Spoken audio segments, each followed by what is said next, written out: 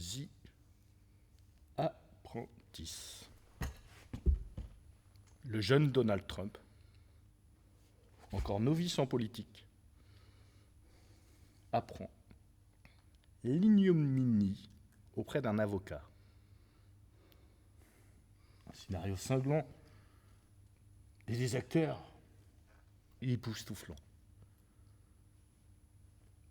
Une chanson donne le ton et il fallait la dénicher. Yes, sir, I can boogie du duo Baccarat, tube mondial oublié de l'année 1977. Fournit une idéale ponctuation musicale, pleine d'entrain, conquérant, un cœur antique de pacotille pour des personnages aussi offensifs que moralement bas de gamme. En creux, ce morceau renvoie par son titre à l'une des influences du film, Boogie Night, de Paul Thomas Anderson. Autre histoire d'arrivisme et de démesure à l'américaine. Il y en a ô combien dans son double portrait cinglant du jeune Donald Trump et de son mentor de l'époque, l'avocat Roy Cohn.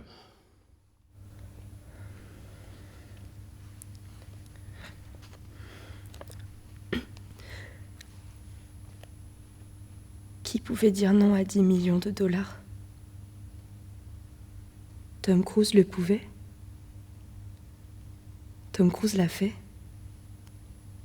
C'était la somme proposée pour que l'acteur reprenne son rôle P.T. Maverick Mitchell dans la foulée de Top Gun.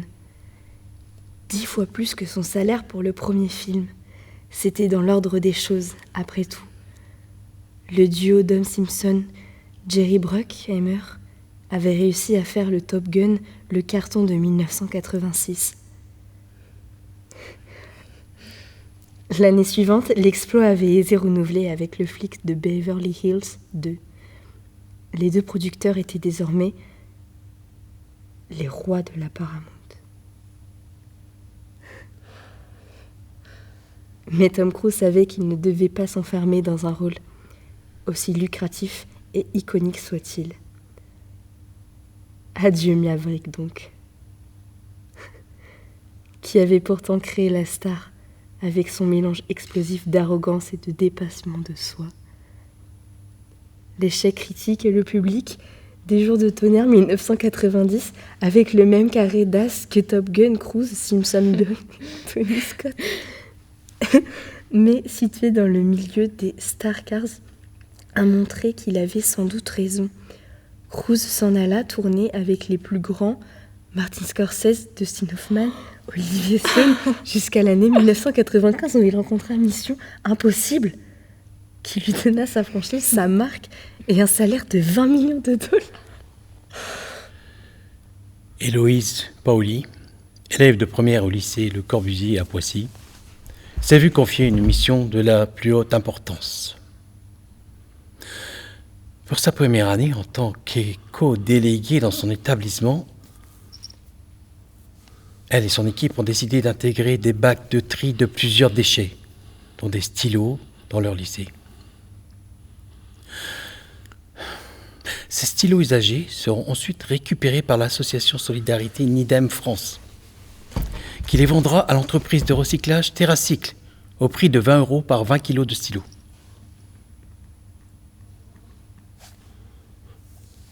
Les bénéfices de la vente seront versés aux cantines scolaires du village sénégalais de Nidem.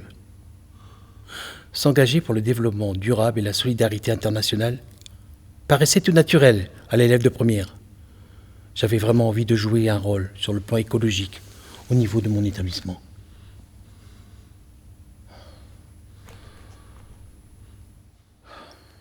Explique-t-elle.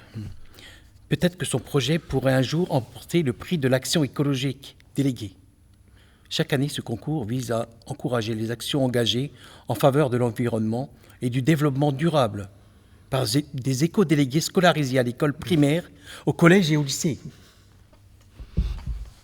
Pour cette 3e édition, les établissements avaient jusqu'au 18 mai pour envoyer leur candidature et espérer obtenir une dotation de 1 000 € afin de soutenir leurs éco-délégués dans leur projet.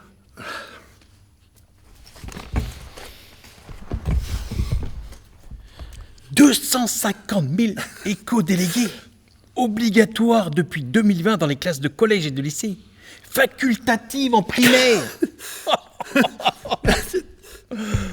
L'élection d'un éco-délégué permet à l'élève élu de promouvoir les comportements respectueux de l'environnement dans sa classe et de proposer toute initiative de nature à contribuer à la protection de l'environnement dans son établissement. » Dominique Ferret. Le cercle des enquêteurs. Pas si élémentaire. Se réunir à plusieurs autour d'un dossier criminel, avec toutes les pièces des enquêteurs, photos, interrogatoires, indices, etc. Et se prendre pour Maigret, Colombo ou Holmes, c'est un plaisir que nous avons assouvi grâce à 3 gammes différentes. Et l'idée de jouer les enquêteurs au plus près de la réalité ne date pas d'aujourd'hui. Comme on vous parie que dans l'article principal du dossier, le premier à avoir cette idée géniale était le monument Dennis Wentley qui publia dans les années 1930. Des dossiers complets comprenant rapports de police, témoignages, photos, lettres. Il écrivit et publia 4 de ces bijoux. C'est 50 ans plus tard que les éditions Ramsay en 3 désir en français, en l'occurrence 3 sur les 4. L'affaire Prentice, meurtre à Miami et le massacre de Malinsey. Hein? Ils y ajoutèrent, pour ouvrir la gamme, une étude en rouge adaptée de l'ouvrage de Conan Doyle par Simon Godunov en 1983. Le refroidissement est intimement lié au processeur et le problème est assez cyclique. La consommation d'un PC est attachée en partie au gain en performance. Plus de cœurs ou une fréquence plus élevée augmente la consommation. Et les fabricants en profitent jusqu'à atteindre des valeurs trop élevées, en passant sur une nouvelle voie pour réduire la chauffe. De ce fait, le ventirad, contraction des ventilateurs et radiateurs, est plus ou moins obligatoire, mais sa taille dépend de ce que vous comptez refroidir. Et l'ensemble est globalement lié à la segmentation de l'Intel et AMD. L'entrée de gamme consomme peu des watts, vers 75 watts au maximum, et un modèle simpliste suffit. Le CPU plus performant demande plus, mais reste souvent les 100 watts et ventirad vers 50 € devrait faire l'affaire. Au-delà, ça dépendra de plusieurs points.